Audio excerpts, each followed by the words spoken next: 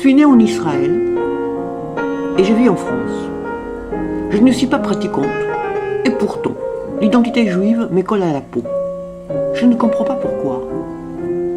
Alors, je pars avec ma caméra à la rencontre des juifs et non-juifs.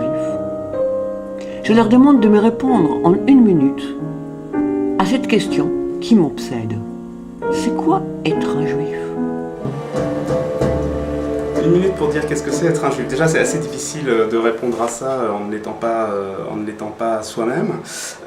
Mais de par mon expérience personnelle, ce que ça a représenté pour moi, c'est un certain rapport avec l'altérité, un certain rapport avec le fait d'être différent et de ne pas avoir le choix d'être différent et d'être vu comme différent et de devoir se débrouiller avec ça.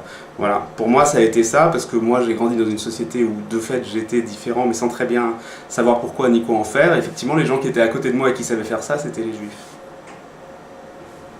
Merci beaucoup. Ça va, c'était bon la minute? C'est très très bon. Et là, qu'est-ce que tu fais de tout cela?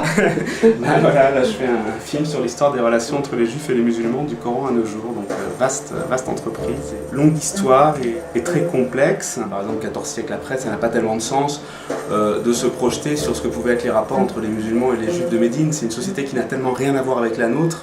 Or, il y a des gens aujourd'hui, de part et d'autre et pour des raisons opposées, par exemple, qui vont interpréter certains épisodes qui sont relatés dans le Coran pour en tirer des conséquences sur ce que c'est être juif et musulman aujourd'hui au XXIe siècle. Là, je pense qu'on est pas loin de la psychose. Ouais. Oui.